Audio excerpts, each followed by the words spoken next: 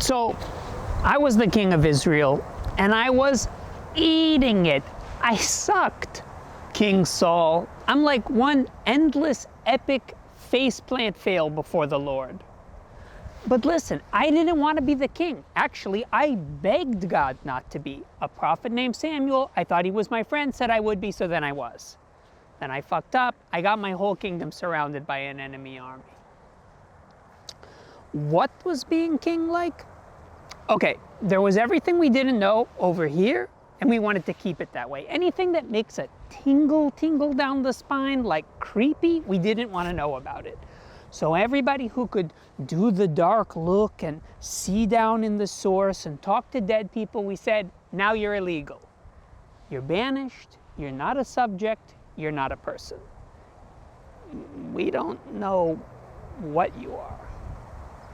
Anyway, everybody loves my enemy, David. You know, the guy who surrounded my entire kingdom with his army. I mean, sensitive poet, but also a pussy gangster, and murderous and vain, but also introspective, writing #1 hits, killing his thousands. Just an impossible cocktail of anti-heroic romance to compete with. Between Saul and David, dollars to donuts, it was gonna be David. Some kind of sick joke, my sovereignty. That's what they call God's will. So David's at my doorstep with his army and his thousands, and I panicked, and I wanted to talk to God and be like, what should I do? But you know, since I fucked up, he doesn't answer.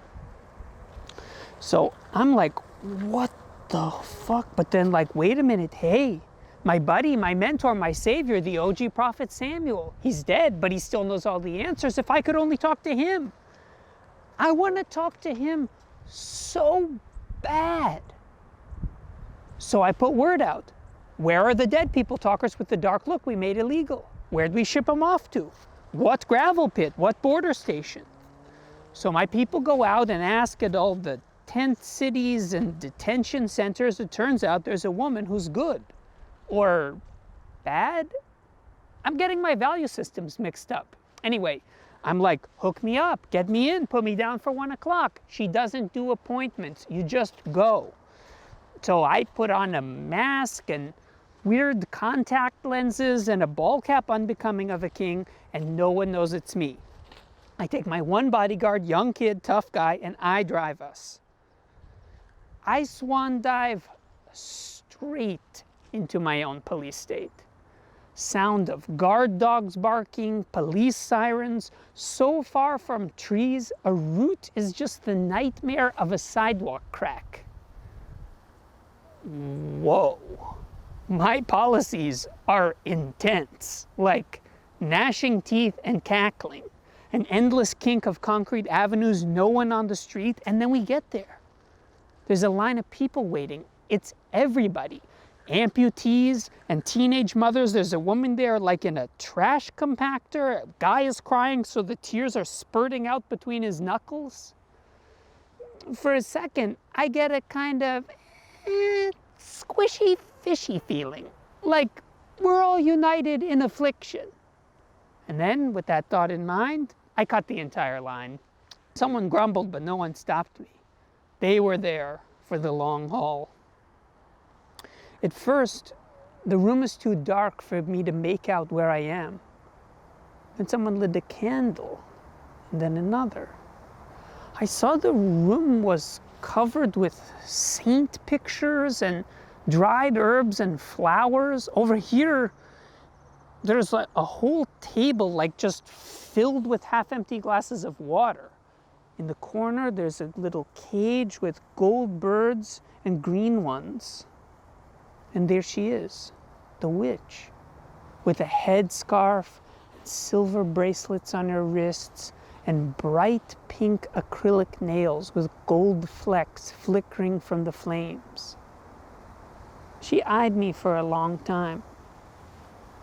So, call Samuel, she frowned. You want to get me killed?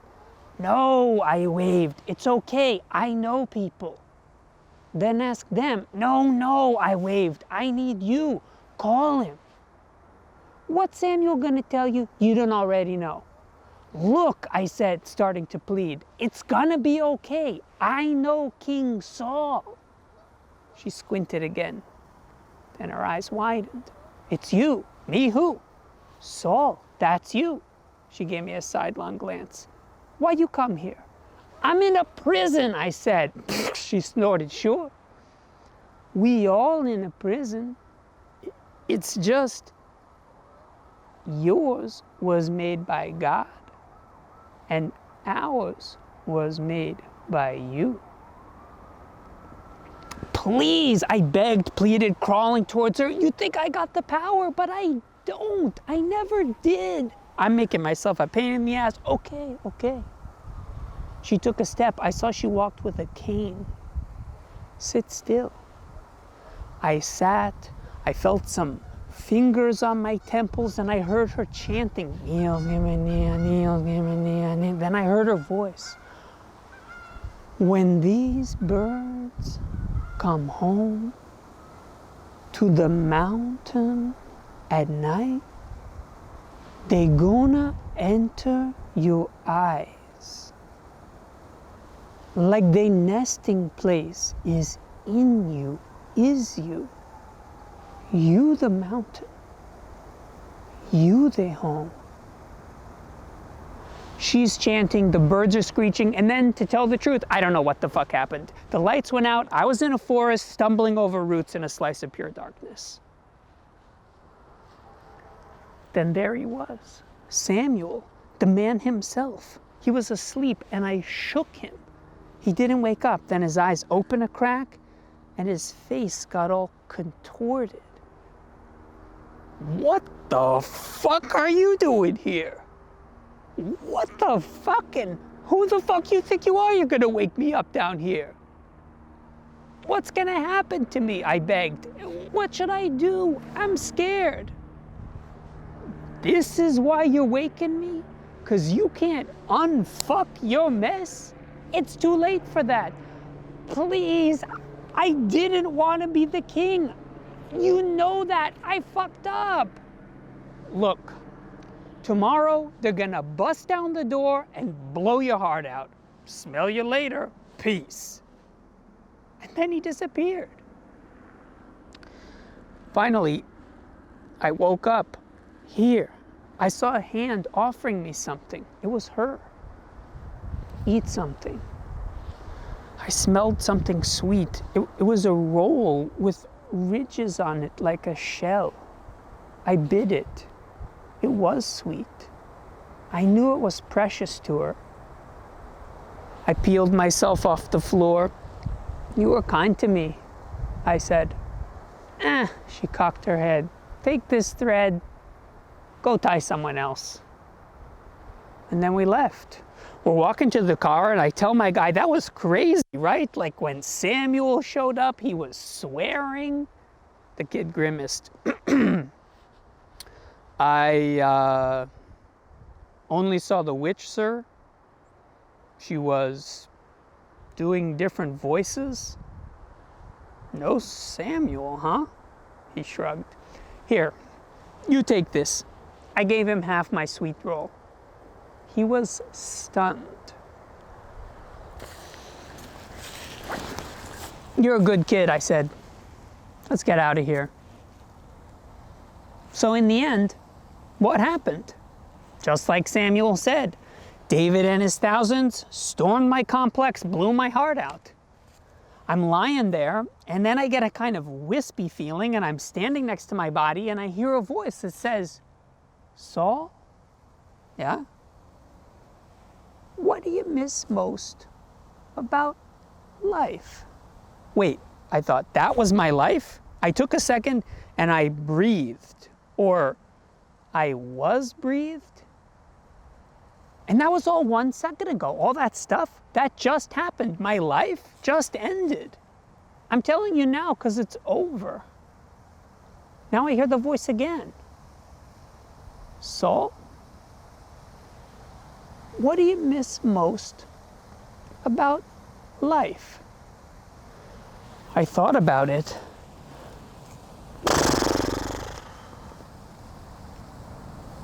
Being wrong. I said. Being wrong about what's true.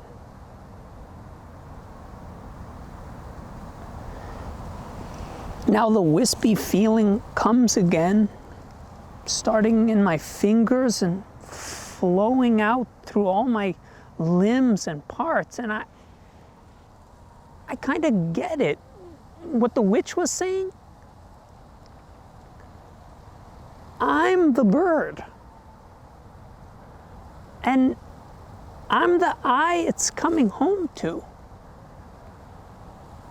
And I'm the life the universe made to live itself.